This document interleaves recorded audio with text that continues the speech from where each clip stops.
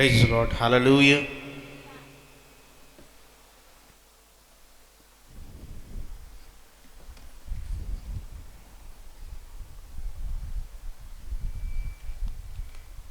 దేవునికి స్తోత్రాలు. కూడి వచ్చిన మీ అందరికీ కూడా నా హృదయపూర్వక వందనాలు తెలియజేస్తున్నాను. వాక్యము నిమిత్తం ప్రార్థన చేసిన మీ అందరికీ కూడా నా హృదయపూర్వక వందనాలు. దేవుని బిడ్డలారా, ఈ దినాన దేవుని వాక్యంలో నుండి కొన్ని విషయాలు ధ్యానించుకుందాం. చిన్న ప్రార్థన చేసుకుందాం. ప్రేమ కలిగిన తండ్రి, జీవాధిపతి, నీకు స్తోత్రాలు ప్రభువా. గడిచిన కాలం అంతా తండ్రి నీ రెక్కలంటే తండ్రి మమ్మల్ని భద్రపరిచిన విధానం బట్టి నీకు స్తోత్రాలు. ఈ ఉదయకాలంలో తండ్రి మరలా నీ సన్నిధిలో ప్రవేశించుటకు నీవు ఇచ్చిన నీ భాగ్యమును బట్టి నీకు స్తోత్రాలు. మా పట్ల నీవు చేస్తున్న కార్యములను బట్టి నీకు స్తోత్రాలు ప్రభువా. ప్రభువా నీకు స్తోత్రములు ప్రభువా. నీ బిడ్డలతో మాట్లాడండి. ఏ బిడ్డకి ఏ ఆహారము కావాలో సమస్తమును ఎరిగిన వాడవు, నీకు స్తోత్రాలు ప్రభువా. మీరే మాట్లాడండి, మీరే వర్తమానమును అందించమని, మీకే మహిమ ఘనత ప్రభావములు చెల్లించుకోరమని నజరేయుడైన యేసు శక్తి కలిగిన నామములో అడిగి వేడుకొంచున్నాము తండ్రి. ఆమేన్. హల్లెలూయా. సంతోషంగా సరళి చెబుదామా బిగ్గరగా? హల్లెలూయా. దేవుని బిడ్డలారా, ఈ దినాన దేవుని వాక్యంలో నుండి నేను మీతో మాట్లాడాలనుకున్న మాట, దేవుని చేత మనము ఆశీర్వదించబడాలంటే how to receive blessings from Lord. అంటే దేవుని చేత మనము ఆశీర్వదించబడాలంటే బ్లెస్సింగ్ అనే పదంలోనే చాలా మాటలు ఉన్నాయి. దానికి ముందుగా ఒక షార్ట్ స్టోరీ ఉంది. ఏంటి ఆ షార్ట్ స్టోరీ అంటే, ఒకనొక ఊరుందంట. అందరు చూస్తున్నారా? అందరు ఇటు చూస్తున్నారా? ఎవరు కూడా మొహాలు తలదించుకొని ప్రార్థన చేయట్లేదు. వాక్యం వినడానికి వచ్చాం కనుక వాక్యం విందాం. ఒక చిన్న గ్రామం ఉంది. ఆ గ్రామంలో అంట ఏం జరిగిందంటే, ఒకనొక మంచి నీళ్ళు బావి ఉందంట. ఏముంది? మంచి నీళ్ళ బావి ఉంది. ఆ బావిలో అంట ఒకనొక రోజు అనుకోకుండా ఒక కుక్క పడిపోయి చనిపోయిందంట. అయితే అప్పటి నుంచి ఆ నీరు ఎలా ఉంటుంది? ఒక సాధారణంగా మనం చూస్తే ఒక కుక్క కానీ ఏదో ఒక జంతువు కానీ మనిషి కానీ చనిపోతే వాసన వచ్చేస్తుంది వాటర్ మొత్తం. మరి చూస్తే ప్రియమైన బిడ్డలారా, ఆ వాటర్ ఏమైపోయినాయి అంటే స్మెల్ వస్తూ ఉంది, వాసన వస్తూ ఉన్నాయి. అయితే వీరేం చేశారంటే, ఆ ఊర్లో ఉన్న ప్రజలు మొత్తం ఒక స్వామీజీ గారి దగ్గరికి వెళ్ళారు. ఎవరి దగ్గరికి వెళ్ళారు? స్వామీజీ గారి దగ్గరికి. ఈ స్వామీజీ గారి దగ్గరికి వెళ్తే స్వామీజీ గారిని ఒక ఏమడటానికి వెళ్ళారంటే, సలహా అడగటానికి వెళ్ళారు. దేనికి వెళ్ళారండి? సలహా అడగటానికి వెళ్ళారు. ఏంటి ఆ సలహా అంటే, స్వామీజీ గారు అనుకోకుండా మనం తాగే నీటిలో మన ఊర్లో ఒక బావి ఉంది కదా, తాగునీటి బావి. ఆ బావిలో ఇలా ఒక కుక్క పడిపోయింది, అది చనిపోయింది. ఆ చనిపోవటం వల్ల ఎలా ఉందంటే ఆ వాటర్ అనేవి వాసన వస్తున్నాయి. ఏం చేద్దాం స్వామీజీ గారు అని అడిగి ఆ ప్రజలు వెళ్ళి అడిగితే స్వామీజీ గారు అన్నారంట, 100 బిందెలు నీళ్లు తోడి పోసేయండి అన్నారంట. ఏమన్నారు? ఒక 100 బిందెలు నీళ్లు తోసి పడేయమన్నారు. సరే, సాధారణంగా ఏంటి, 100 బిందెలు నీళ్లు తోడేస్తే ఏమవుతుంది? మరలా స్మెల్ వస్తుంది. ఇంకొక 100 బిందెలు నీళ్లు తోడారు. అప్పుడు ఎన్ని బిందెలు అయినాయి? 200 బిందెలు నీళ్ళు అయినాయి. సర్లే కానీ ఇంకోసారి తోడదాము, ఇంకో 100 బిందెలు నీళ్లు తోడితే పోద్దేమో అని వీరు ప్రజలు ఏం చేశారంటే మరలా తోడటం స్టార్ట్ చేస్తే ఇప్పుడు ఇంచుమించు ఎన్ని బిందెలు నీళ్ళు తోడారు? 300 బిందెలు నీళ్లు తోడారు. ఈ 300 బిందెల నీళ్లు తోడినప్పటికీ కూడా ఆ వాటర్ ఎలా ఉన్నాయి? స్మెల్ వస్తూనే ఉన్నాయి. దేవుని బిడ్డలారా, వీళ్ళలోనే ఒక అతను వచ్చి అసలు నీళ్ళు ఎందుకు స్మెల్ వస్తున్నాయి అని అడిగినప్పుడు స్వామీజీ గారు అన్నారంట, మరి చనిపోయిన కుక్కను బయటికి తీసేశారా అని అడిగారంట. వీళ్ళు ఏం చేశారు? చనిపోయిన కుక్కను తీయకుండా నీళ్లు తోడుతూనే ఉన్నారు. చచ్చిన కుక్కను బయటికి తీస్తేనే కదా ఆ స్మెల్ అనేది బయటికి వెళ్ళిపోతుంది. అందులో తాగునీళ్ళు మామూలుగా వాడే నీళ్ళు కాదు, వాడుకునే నీళ్ళు ఎలా ఉన్నా వాడకానికి వాడుకుంటాం, కానీ తాగే నీళ్ళను అలా చనిపోయిన ఆ జంతువు అనేది కళిబ్రం దాంట్లో ఉంటే ఆ నీళ్ళు అనేవి స్మెల్ వస్తూనే ఉంటాయి. దేవుని బిడ్డలారా, గమనించండి, దీంట్లో ఉన్న ఒక విషయం ఏంటంటే మనకందరికీ తెలిసిన విషయమే, ప్రతి ఒక్కరికి కూడా సమస్యలు వస్తూనే ఉంటాయి. ప్రతి ఒక్కరి జీవితంలో కూడా ఏదో ఒక అనుకోని పరిస్థితులు వస్తూనే ఉంటాయి. మనం వెళ్ళి ఏం చేస్తామంటే మనకు తెలిసిన విషయాన్ని కూడా, మన జీవితంలో ఉండే ప్రాబ్లమ్స్ కూడా ఇతరులతో పంచుకొని వారు ఏమైనా సలహాలు ఇస్తారేమో, మన స్నేహితులేమో మనకు సలహా ఏమైనా ఇస్తారేమో అని మనం ఏం చేస్తూ ఉంటాం, అందరికీ మన విషయాలు చెప్పేస్తూ ఉంటాం. దేవుని బిడ్డలారా, గమనించండి, దీంట్లో ఉన్న మెయిన్ థియరీ ఏంటంటే నీకు తెలిసిన విషయమే కదా, కంపు దేని వలన వస్తుందో తెలిసినప్పుడు దాన్ని తీసేయకుండా, ఆ పరిస్థితిలో నుంచి నువ్వు బయటికి రాకుండా దాన్నే పెట్టుకొని ఏం చేస్తూ ఉంటావు అంటే దాని గురించే ఆలోచిస్తూ ఉంటాం, జరిగిన దాని గురించే బాధపడుతూ ఉంటాం. కానీ ఈ జరిగిన పరిస్థితి దేని నుంచి వచ్చింది, దాని నుంచి ఆ పరిస్థితిలో నుంచి ఎలా బయటపడాలి అనే ఒక ఆలోచన లేకుండా బ్రతుకుతూ ఉంటాం. దేవుని బిడ్డలారా, మనము కూడా ఆశీర్వదించబడాలంటే, దేవుని చేత ఆశీర్వదించబడాలంటే దేవుని దగ్గరికి రావాలి. ఎవరి దగ్గరికి రావాలి? దేవుని దగ్గరికి రావాలి. మనకు వచ్చిన సమస్య ఏంటి? మనము వెళుతున్న పరిస్థితుల్లో మనము పేదవారిగా మిగిలిపోతున్నాము, లేదా మన జీవితంలో ఏ ఒక్క బ్లెస్సింగ్ మనం చూడట్లేదంటే, ఏ ఒక్క బ్లెస్సింగ్ కూడా మనము పొందుకోలేకపోతున్నాము, మనము అందరికీ బ్లెస్డ్గా ఉండలేకపోతున్నాము, ఆశీర్వాదకరంగా ఉండలేకపోతున్నామంటే మనం ఏం చేస్తున్నాం? మనలో ఉన్న సమస్య మనలోనే ఉంచుకొని దేవునికి చెప్పకుండా, దేవునితో మాట్లాడకుండా, దాంట్లో నుంచి బయటికి రాకుండా మనలో మనమే ఇబ్బంది పడుతున్నాం. అయితే టుడే టాపిక్ ఏంటంటే, ఈరోజు దేవుడు మనతో మాట్లాడుచున్న మాట ఏంటంటే how to become blessing to others. మనము దేవుని చేత ఎలా ఆశీర్వదించబడాలి, how can be blessed by the Lord, and how can be blessing to others. ఈ బ్లెస్సింగ్ అనే పదంలో ఎన్ని లెటర్స్ ఉన్నాయంటే, బి అనే ఒక లెటర్ ఉంది, ఎల్ అనే ఒక లెటర్ ఉంది, ఈ అనే ఒక లెటర్ ఉంది, ఎస్ అనే ఒక లెటర్ ఉంది, ఎస్ అనే ఒక లెటర్ ఉంది, ఐ అనే ఒక లెటర్ ఉంది, ఎన్ అనే ఒక లెటర్ ఉంది, జి అనే ఒక లెటర్ ఉంది. టోటల్ ఎన్ని లెటర్స్ వచ్చినాయి? 8 letters. We have 8 letters in the blessing, in the word of blessing. అయితే మొట్టమొదటిగా బి అనే మాటకి మరి దానికి అర్థం ఏంటంటే బ్రైట్నెస్ అని అర్థం. ఏంటండి? బ్రైట్నెస్ అంటే ప్రకాశించబడటం. బ్రైట్నెస్కి అర్థం ఏంటంటే ప్రకాశించబడటం. కీర్తనల గ్రంథము 24వ అధ్యాయము 4-5 వచనాలు చూడండి ఒకసారి. కీర్తనల గ్రంథము 24వ అధ్యాయము 4-5 వచనాల్లో ఇట్లా ఉంది. ఇందాక మనం చెప్పుకున్నాం కదా, ఏంటి?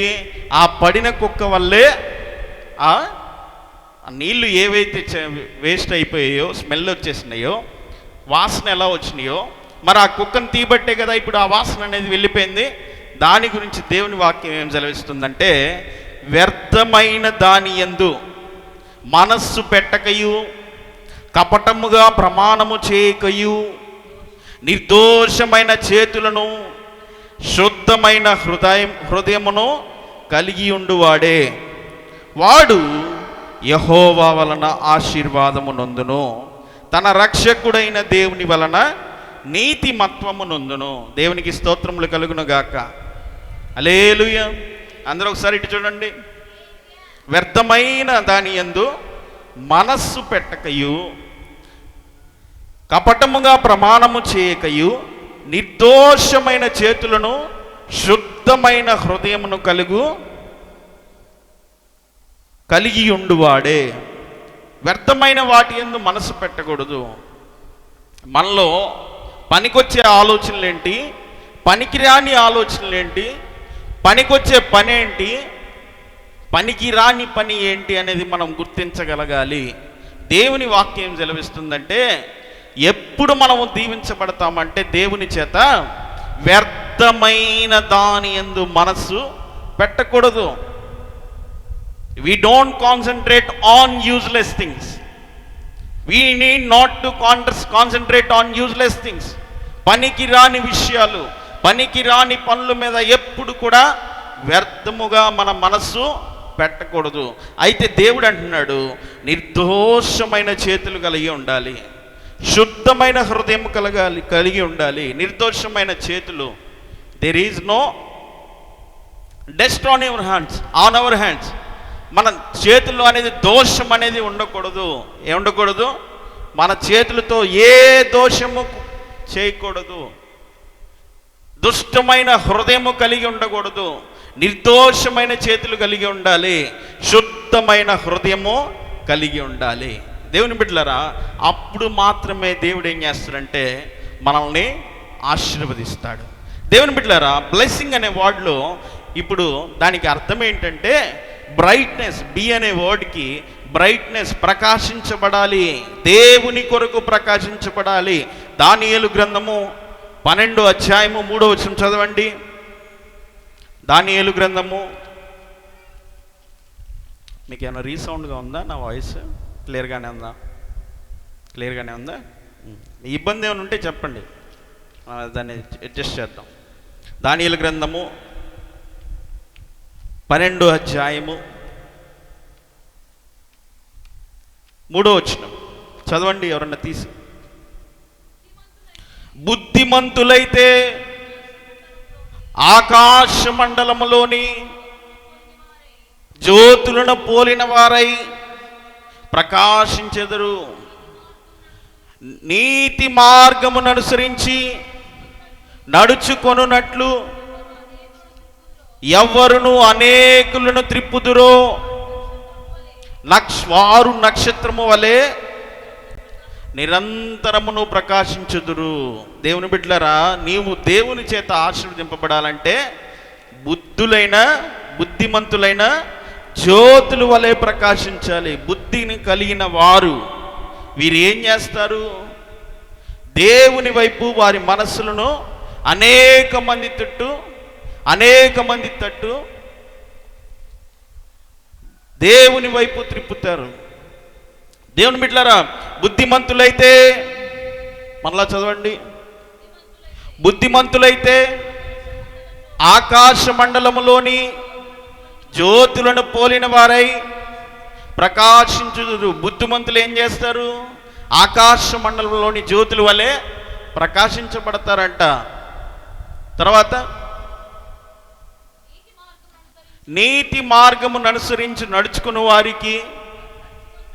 నడుచుకొనున్నట్లు ఎవరు అనేకులను త్రిప్పుదురో వారు నక్షత్రము వలె నిరంతరము ప్రకాశించబడుదురు. దేవునికి స్తోత్రములు కలుగును గాక.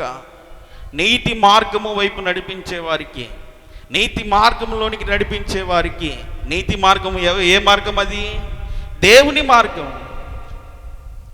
మనుషులు నడిపించే మార్గం. చెడు మార్గాల్లో ఎవరైనా నడిపిస్తారు, కానీ దేవుని వైపు త్రిప్పాలంటే ఏమి కావాలి? నీతి కావాలి. నీతి మార్గంలో ఎవరైతే నడిపించబడతారో వారంట ఆకాశమందు నక్షత్రము వలె ప్రకాశించబడతారు. దేవుడు నిన్ను ఆశీర్వదించబడాలంటే దీంట్లో ఇంకో పాయింట్ కూడా యాడ్ చేస్తున్నాను. దేవుడు నిన్ను భూమి మీద ఎందుకు పంపించాడంటే దేవుడు నిన్ను ప్రకాశించడానికి పంపించాడు, కానీ ఆ జ్యోతి వలె లోకం మీదకి ఆ నక్షత్రం ఏ విధంగా అయితే, ఆకాశంలో నక్షత్రం ఏ విధంగా అయితే భూమి మీదకి రాలిపోతాయో అలాగా నిన్ను పంపించలేదు. ఇతరులకు వెలిగించేవాడిగా నిన్ను ఉంచాడు, ఇతరులను నీ వైపు, దేవుని వైపు నడిపించేవాడిగా నిన్ను ఉంచాడు. కానీ మనము నక్షత్రము వలె ప్రకాశించబడాలంటే దేవుని వైపు నడిపించే బిడ్డలుగా ఉండాలి. ప్రీతిని బిడ్డలరా, బి అనే వాడికి బ్రైట్నెస్, దేవుని కొరకు ప్రకాశించే వారిగా ఉండాలి. దేవుని కొరకు ప్రకాశించేవారు అనే మాటకు అర్థం ఏంటంటే దేవుని వైపు నడిపించేవారు అని అర్థం. నీ జీవితంలో నీవు ఆశీర్వాదము చూడాలంటే, నీవు అనేక మందికి ఆశీర్వాదముగా ఉండాలంటే నీవు ప్రకాశించబడాలి, అన్యులలో ప్రకాశించబడాలి, నీ కుటుంబంలో నీవు ప్రకాశించబడాలి, నీ జీవితంలో నీవు ప్రకాశించబడాలి. నీవు ఇతరుల మధ్య వేర్పాటు జీవితం కలిగి ఉన్నప్పుడు నీవు ఎలా కనబడతావంటే ఆకాశమందు ఒక జ్యోతి వలె కనబడతావు. దేవునికి స్తోత్రములు కలుగునుగాక. దేవుని బిడ్డలారా, అదేవిధంగా చూస్తే ఎల్ అనే వర్డ్కి లయన్ అర్థం, లయన్ అని అర్థం. మీ అందరికీ ఇంగ్లీష్ పదాలు చిన్న చిన్నవి తెలుసు కదా. ఇక్కడ సమ్ బెటర్, చాలామంది ఎడ్యుకేటెడ్ కాకపోయినా అన్ఎడ్యుకేటెడ్ పీపుల్ ఉన్నా కూడా ఎంతో కొంత నాలెడ్జ్ అనేది ఉంటుంది. లయన్ అనేది సింహము. సామెతల గ్రంథము 28వ అధ్యాయము 1వ వచనంలో చదువుదాం ఒకసారి. సామెతల గ్రంథము 28వ అధ్యాయము 1వ వచనము. Proverbs chapter 28th chapter 1st verses. ఎవడనూ తరమకుండానే దుష్టుడు పారిపోవును, నీతిమంతులు సింహము వలె ధైర్యము పొందురు. దేవునికి స్తోత్రములు కలుగునుగా. అక్క, దేవుడు నిన్ను ఆశీర్వదించాలంటే ఏం చేయాలి? నీవు ప్రకాశించబడాలి. రెండోదిగా చూస్తే నువ్వు సింహముగా చేయబడాలి. నీవు సింహముగా ఉండాలి. ఎవడనూ తరమకుండానే దుష్టుడు పారిపోవునంట. అయితే నీతిమంతులంట సింహము వలె ధైర్యముగా నుందురు. నువ్వు తప్పు చేయలేదా? భయపడకు. నువ్వు ఎలా ఉండాలి? సింహము వలె ధైర్యముగా ఉండాలి. మనం దేవుని బిడ్డలు ఎలా ఉండాలంటే సింహము వలె ఉండాలి. ఎవడనూ తరమకుండా ఏం చేస్తాడు? దుష్టుడు పారిపోతాడు. అయితే నీతిమంతులంట సింహము వలె ధైర్యముగా నుందురు. నీ దైనందిన జీవితంలో అయితేనేమి, నీవు నడుస్తున్న పరిస్థితుల్లో అయితేనేమి, నీవు దేవుని విషయంలో అయితేనేమి, దేవుని దగ్గరికి వస్తున్నప్పటికీ కూడా నువ్వు ఎలా ఉండాలి? సింహముగా ఉండాలి. మేము అంతేనండి, జూలు బిదిల్చామంటే అది వేరే విధంగా ఉంటుంది అని అనాలి. దేవునికి స్తోత్రములు కలుగునగాక. ఎవరితో అయినా పెట్టుకోవచ్చు, కానీ దేవుని బిడ్డలతో అసలు పెట్టుకోకూడదు అనే మాట అందరికీ వినబడాలి. నీవెవరివి? దేవుని బిడ్డవి. మన దేవుడు ఎవరు? యోధా గోత్రపు సింహము. ఆయన పిల్లలు ఎవరు? సింహములు. మన దేవుడు సింహమై ఉన్నప్పుడు ఆయన పిల్లలము కూడా, మనము కూడా lions. We are lions. We do not for anything, we do not fear for anything. మనం దేనికి భయపడొద్దు, దేనికి భయపడవలసిన పనే లేదు. ఎవడను తరమకుండానే దుష్టుడు ఏం చేస్తాడు? పారిపోతాడు. సాతాను క్రియలన్నింటినీ కూడా దేవుడు ఏం చేస్తాడు? లయము చేస్తాడు. మన మీద అధికారం ఎవరికి కూడా లేదు. నీతిమంతుల యొక్క పిల్లలు సింహము వలె ధైర్యముగా నుందురు. ఎప్పుడు ఏ పరిస్థితి వచ్చినప్పటికీ కూడా మనం ధైర్యము కోల్పోకూడదు. దేవునికి స్తోత్రములు కలుగును గాక. We do not lose our faith, we do not lose our fear. We have to be stand straight and fought for against for everything. మనము ప్రతి దాని గురించి మనం నిలబడి పోరాడాలి. కానీ మనము భయం ధైర్యం లేని వారై ఉండకూడదు.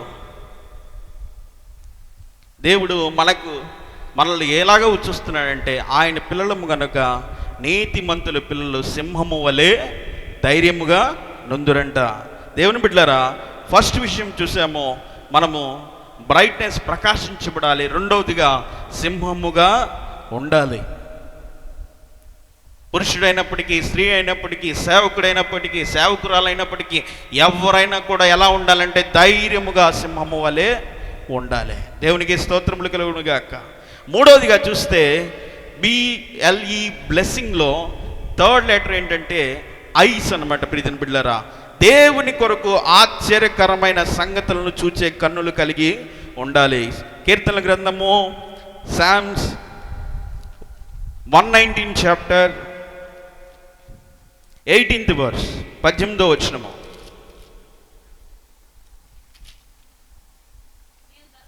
నేను నీ ధర్మశాస్త్రమునందు ఆశ్చర్యకరమైన సంగతులను చూచునట్లు నా కన్నులు తెరువుము. దేవునికి స్తోత్రములు కలుగును గాక.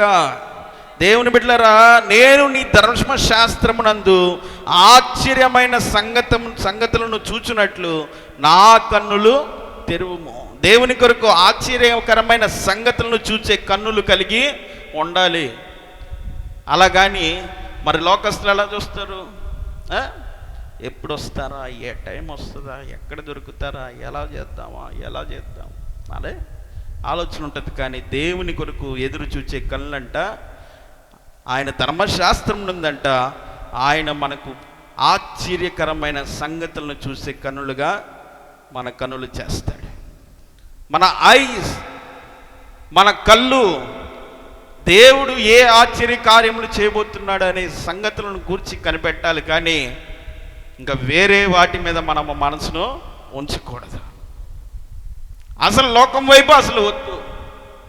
దేవుడు ఏం మాట్లాడతాడు, దేవుణ్ణి నేను ఎప్పుడు చూడగలుగుతాను, దేవుడు ఏ అద్భుత కార్యములు చేయబోతున్నాడో, ఆశ్చర్య కార్యాలు చేయబోతున్నాడో అనే కన్నులు మనము కలిగి ఉండాలి. దేవుని చేత ఆశీర్వదించబడాలంటే మన కన్నులు ఎలా చేయబడాలి?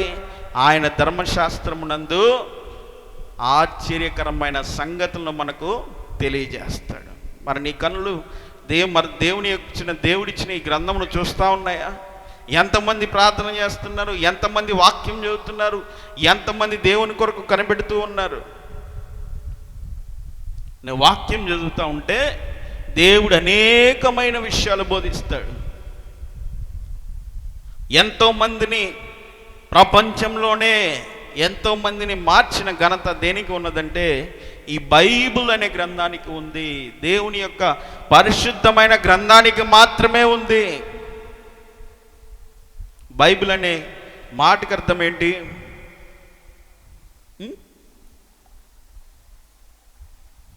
Before leaving earth Bible instructions ఏదో ఉంటుంది, చదివి ఒకసారి.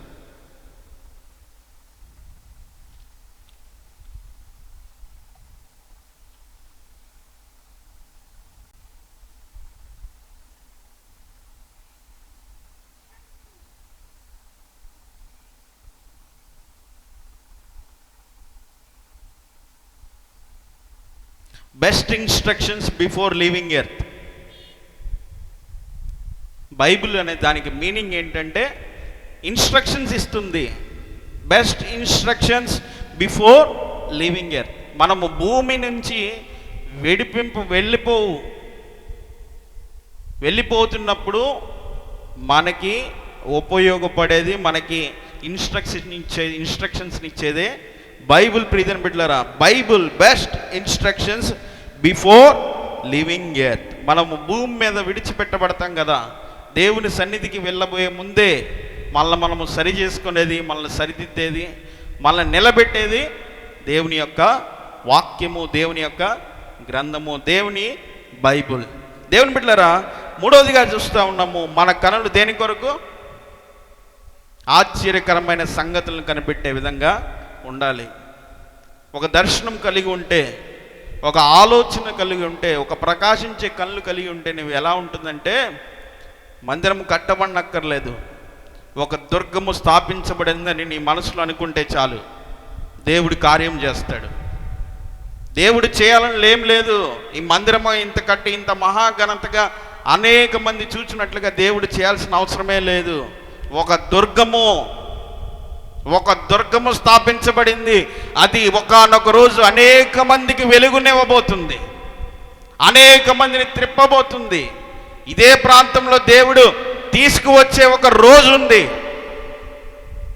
ఆ రోజు కనిపెట్టాలి ప్రియమైన బిడ్డలారా, ఆ రోజు కనిపెట్టి దేవుని వైపు చూడాలి. కానీ మన కన్నులు ఇంకా కట్టబడలేదే, మన కన్నులు ఇంకా యెరూషలేము వైపు చూడలేదే, మన కన్నులు ఇంకా యెరూషలేమును దర్శించలేదే అనే కాదు.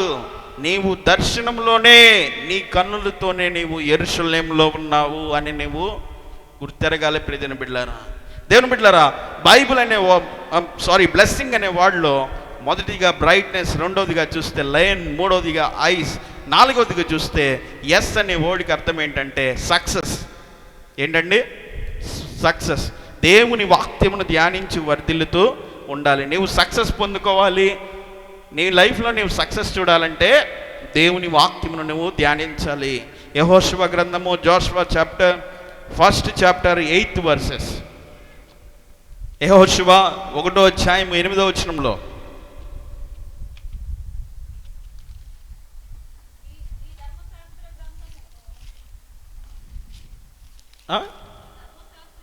ఈ ధర్మశాస్త్ర గ్రంథమును నీవు బోధింపక తప్పిపోకూడదు, దానిలో వ్రాయబడిన వాటన్నిటి ప్రకారము చేయుటకు నీవు జాగ్రత్త పడినట్లు దివారాత్రము దానిని ధ్యానించి ఎడల నీ మార్గమును వర్ధిల్లు చేసుకొని చక్కగా ప్రవర్తించదవు. దేవుని బిడ్డలారా, నీ లైఫ్లో నీవు సక్సెస్ చూడాలంటే, నీవు సక్సెస్ నీ లైఫ్లోకి రావాలంటే నీవేం చేయాలి? దివారాత్రము, for every day you have to read the Bible, you have to follow the instruction of the Lord. ఆయన దివారాత్రము దానిని ధ్యానించాలి. ఈ ధర్మశాస్త్రము గ్రంథమును నీవు బోధింపక తప్పిపోకూడదు, దానిలో వ్రాయబడిన వాటన్నిటి ప్రకారము చేయుటకు నీవు జాగ్రత్త పడినట్లు దివారాత్రము దానిని ధ్యానించిన యెడల నీ మార్గమును వర్ధిల్ల చేసుకొని చక్కగా ప్రవర్తించదువు. నీ మార్గం వర్ధిల్ల చేయబడాలంటే ఏం చేయాలి? You have to follow according to the Bible. అప్పుడు బైబిల్ గురించి తెలియాలంటే, బైబిల్లోని విషయాలు తెలియాలంటే మనం ఏం చేయాలి? మనకు వాక్యం తెలిసి ఉండాలి, దేవుని మాటలు తెలిసి ఉండాలి. నీవు నలుగురికి మాటలు చెప్పాలంటే ఏదో సాదాసీదాగా వచ్చి ఇక్కడ నిలబడితే సరిపోదు. ఈరోజు బాగున్నాం, ఇది అదేనా డైలీ లైఫ్లో మాట్లాడతాం. కానీ వాక్యాన్ని బోధించాలంటే వాక్యాన్నే శోధిస్తూ ఉంటుంది. మనలోనికి వాక్యం వచ్చినప్పుడు, మనల్ని శోధించినప్పుడు మనలో ఉన్న పాపము, మనలో ఉన్న మనోవేదన మనకు ఆదరణ కలుగు చేస్తుంది. ఎప్పుడు? మనకు వాక్యము తెలిసినప్పుడు. అంతే. అలానే మనం సక్సెస్ చూడాలంటే మనము దేవుని యొక్క వాక్యమును అనుసరించి నడుచుకునే బిడ్డలుగా ఉండాలి. ఐదవదిగా చూస్తే స్పిరిచువల్, ఆత్మ సంబంధమైన వరములను అపేక్షించాలి. ప్రియమైన బిడ్డలారా, మొదటి కొరింథీయులకు రాసిన పత్రిక 14వ అధ్యాయం 1వ వచనంలో ఇలా ఉంది, చదవండి. మొదటి కొరింథీయులకు రాసిన పత్రిక 14వ అధ్యాయము, 1 Corinthians 14th chapter 1st verse. ప్రేమ కలిగి ఉండుటకు ప్రయాసపడుడి, ఆత్మ సంబంధమైన వరములను ఆసక్తితో అపేక్షించుడి. విశేషముగా మీరు ప్రవచన వరమును అపేక్షించుడి. ఎందుకనగా భాషతో మాట్లాడువాడు మనుషులతో కాదు, దేవునితో మాట్లాడుచున్నాడు. మనుషుడెవ్వడును గ్రహింపడు గాని వాడు ఆత్మ వలన మర్మములను పలుకుచున్నాడు. క్షేమాభివృద్ధియు హెచ్చరికయు ఆదరణీయు కలుగునట్లు ప్రవచించువాడు మనుషులతో మాట్లాడుచున్నాడు. భాషతో మాట్లాడువాడు తనకే క్షేమాభివృద్ధి కలుగు చేసుకును, కానీ ప్రవచించువాడు సంఘమునకు క్షేమాభివృద్ధి కలుగు చేయను. మీరందరూ భాషలతో మాట్లాడవలనని కోరుచున్నాను, కానీ మీరు ప్రవచింపవలనని మరీ విశేషముగా కోరుచున్నాను. సంఘము క్షేమాభివృద్ధి పొందు నిమిత్తము భాషలతో మాట్లాడువాడు అర్థము చెబితేనే కానీ వానికింటే ప్రవచించేవాడు శ్రేష్ఠుడు. దేవునికి స్తోత్రములు కలుగునుగాక. ఆత్మవరములు కలిగి ఉండాలి. Coming to spiritual life. చాలామంది దేవుణ్ణి అనుసరిస్తున్నాము, రక్షణ పొందుకుంటున్నాము, బాప్టిజం తీసుకుంటున్నాము, పరిశుద్ధమైన బల్ల తీసుకుంటున్నాము, మన ప్రభు అయిన యేసుక్రీస్తు అంటే గొప్ప దేవుడు, ఆయన సజీవుడు, ఆయన సర్వ సృష్టికర్త, ఆయనే రక్షకుడు అని బోధించుకుంటున్నాము, మాట్లాడుకుంటున్నాము. కానీ ఎన్ని సంవత్సరములు అవుతున్నప్పటికీ కూడా నీ ఆత్మీయ జీవితంలో నీ వయసు పెరుగుతుంది, నీ ఘనత పెరుగుతుంది, నీ ఆలోచనలు పెరుగుతున్నాయి, అన్నీ పెరుగుతున్నాయి. కానీ ఒక ఆత్మీయ జీవితం అని ఉన్నది, దేవుడు ఆత్మ వరములు ఇస్తాడు అనే ఒక అవగాహన లేకుండా బ్రతుకుతూ ఉన్నాం. ఏంటి ఆత్మవరములు? భాషలు మాట్లాడుట, ప్రవచనములు చెప్పుట. ఆత్మ ఫలములు ఏమనగా చెప్పండి? ప్రేమ, సంతోషం, సమాధానం, దీర్ఘశాంతం, దయాలుత్వం, మంచితనం, ఆశా నిగ్రహం, ఇవన్నీ ఉన్నాయి కదా. అవే కాకుండా దేవుడు అంటున్నాడు ఆత్మవరములు కలిగి ఉండాలి, భాషలతో మాట్లాడాలి. మనం స్తుతి ఆరాధన ఎందుకు చేస్తున్నాము? Why are we worshipping the lord? Why are giving time to lord? మనం దేవునికి ఆ సమయం ఎందుకు ఇస్తున్నాము? ఎందుకో తెలుసా? దేవుణ్ణి ఆరాధించినప్పుడు ఆయన ఆత్మ మన మీదకి దిగి వస్తుంది. How many of you know? మీకు ఎంతమందికి తెలుసు? మనం ఆరాధిస్తున్నప్పుడు, మనం దేవుణ్ణి మహిమపరుస్తున్నప్పుడు మనమే మర్చిపోయి దేవుని ఆత్మను పొందుకున్న వారమై ఆజ్ఞ భాషలతో మాట్లాడుతున్నప్పుడు అది మన మనస్సుకు, మన ఆత్మకి, సంఘానికి క్షేమము కలుగు చేస్తుందని మీకు తెలుసా? ఏదో నామకే వాస్తేగా 4 పాటలు పాడి ఎగిరితే చప్పట్లు కొడితే అయిపోలేదు దేవుని యొక్క మరి వర్షిప్ అనేది. ఎందుకు చేస్తామంటే దేవుడు మనల్ని తన ఆత్మతో నింపులాగున ఎప్పుడైతే ఆత్మాభిషేకం కలుగుతుందో, మనకి వస్తుందో మన మీదకి, మనము ఇంకా అనేకమైన గొప్ప కార్యములు దేవుడు మన ద్వారా చేస్తాడు. దేవునికి స్తోత్రములు కలుగును గాక. ప్రవచనములు చెప్పువాడు దేనికి చెప్పాలి? సంఘ క్షేమమునకు చెప్పాలి. కానీ ఈ రోజుల్లో ప్రవచనం, అమ్మా నిన్నే రమ్మంటున్నారు, ఇక్కడికి వచ్చేయి, నీ పేరు ఏం పేరు? సువార్తనేగా. ఎన్నాళ్ళు నీ జీవితంలో ఇలా ఉంటావు అనగానే ఇవే ప్రవచనం? నీ ఇంట్లో ఇలా జరుగుతుంది, దేవుడు నిన్ను చూశాడు, అలా చెప్తే ఇక్కడ ప్రాంతం కూడా సరిపోదు. హల్లెలూయా. ఈ ప్రాంతం మీరు కూర్చోడానికి కూడా ఇరుక్కొని కూర్చోవాలి. కానీ దేవుడు అలా చెప్పట్లేదు. సంఘము క్షేమము నిమిత్తము ప్రవచనము చెప్పాలి, అన్య భాషలు మాట్లాడాలి, భాషలతో కూడిన ఆరాధన చేయాలి. అప్పుడే మన మనసుకు ఆదరణ కలుగుతుంది, మన ఆత్మ కంట క్షేమము కలుగుతుందంట. ప్రవచనం చెప్పువాడు భాషలు మాట్లాడువాడు తనకు తానే క్షేమమును చేకూర్చుకుంటున్నాడు. నీ ఆత్మ ప్రియుడా, నీ ఆత్మ వర్ధిల్లుచున్న ప్రకారము నీవేం చేయాలి?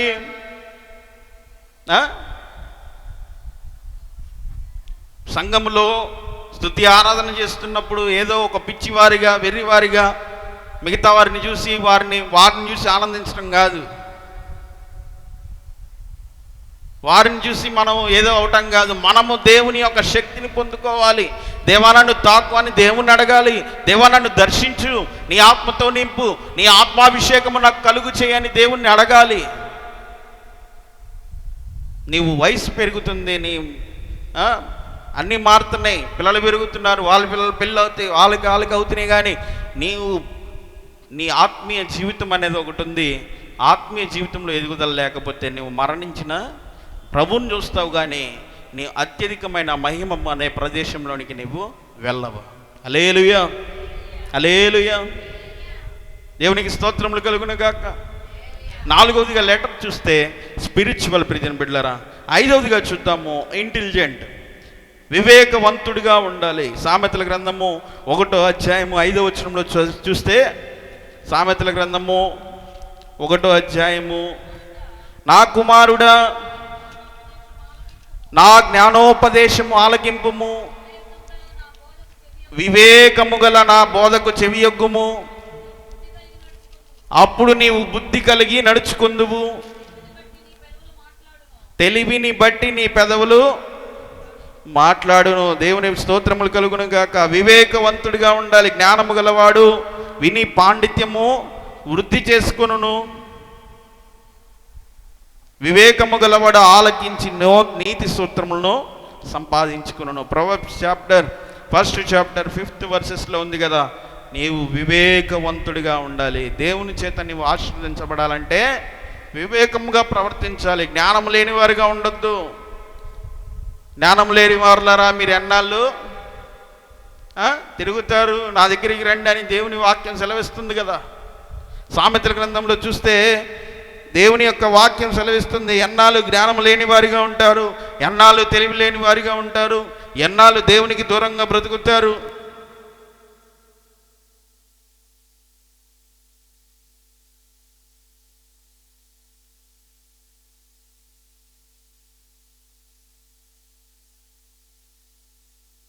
దేవుని బిడ్డలారా,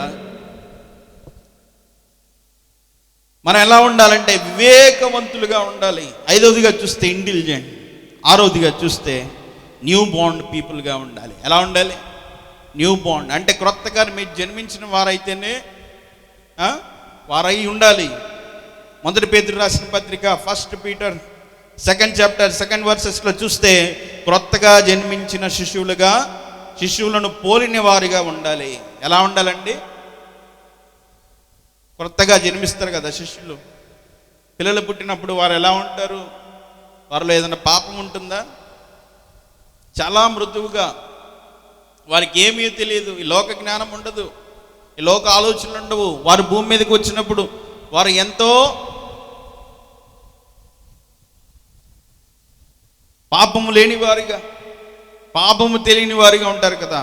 అలాగా మనము కూడా నూతనమైన శిష్యులుగా చేయబడాలి.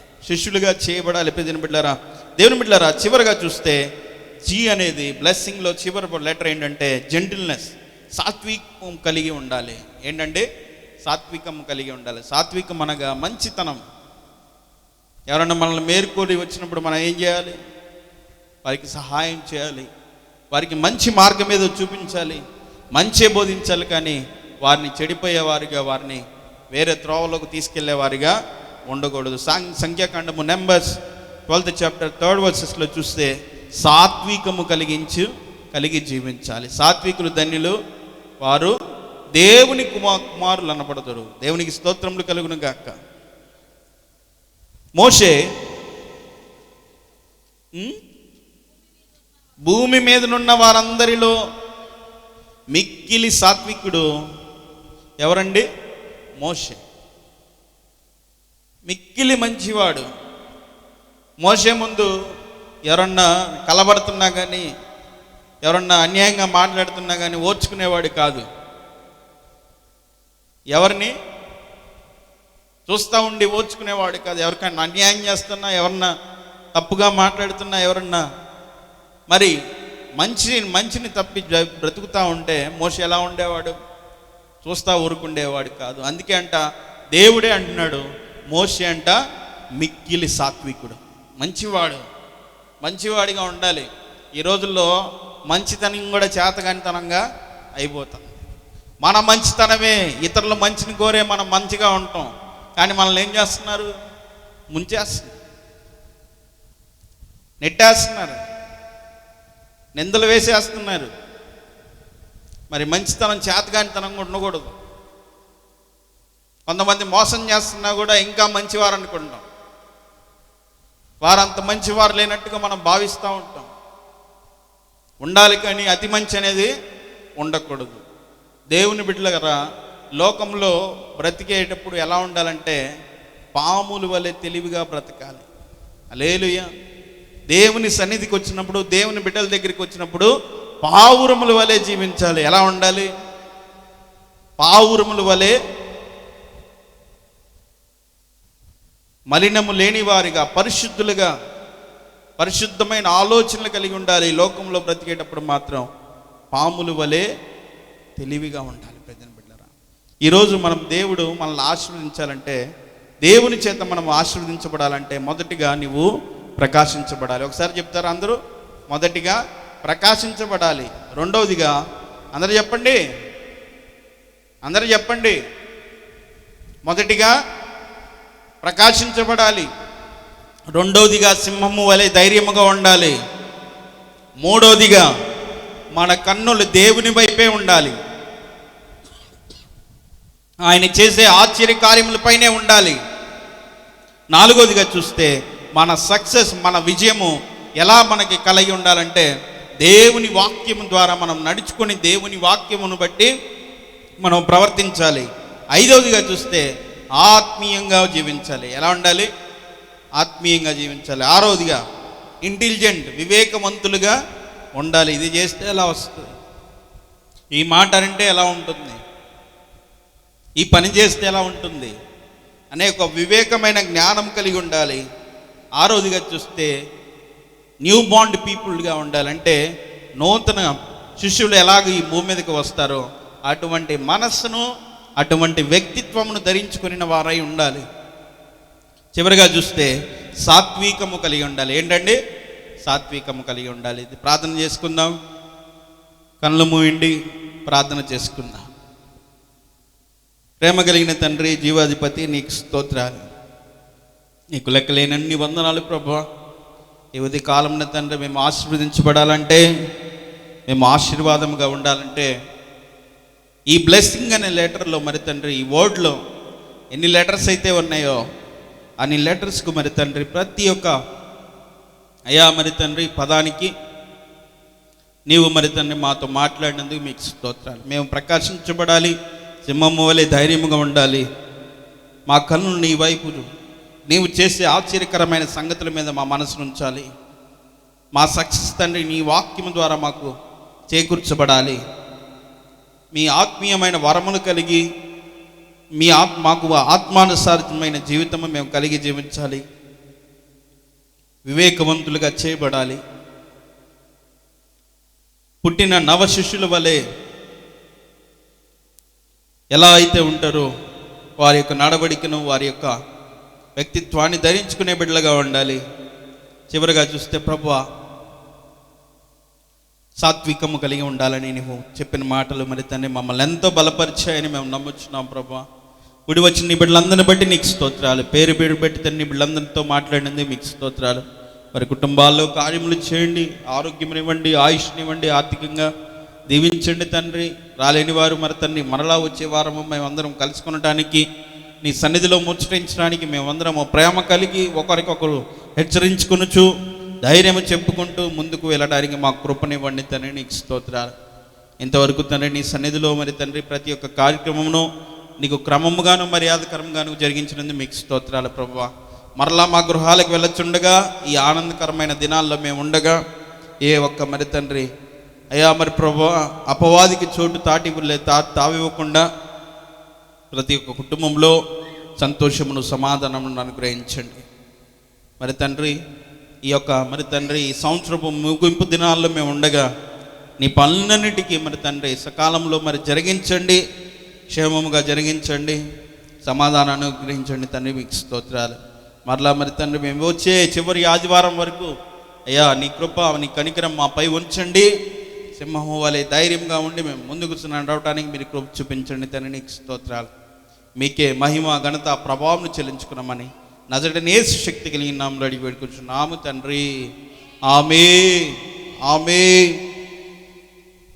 మన తండ్రి అయిన దేవుని ప్రేమయు, ప్రభువైన యేసుక్రీస్తు కృపయు, పరిశుద్ధాత్మ యొక్క అన్యోన్య సహవాసం కూడి ఉన్న ప్రతి బిడ్డకును, వాక్య సందేశం ఇచ్చిన తన దాసులకును, సర్వలోకంలో ఉన్న పరిశుద్ధులందరికీ సదాకాలం తోడైండి సంరక్షించునుగాక. ఆమేన్.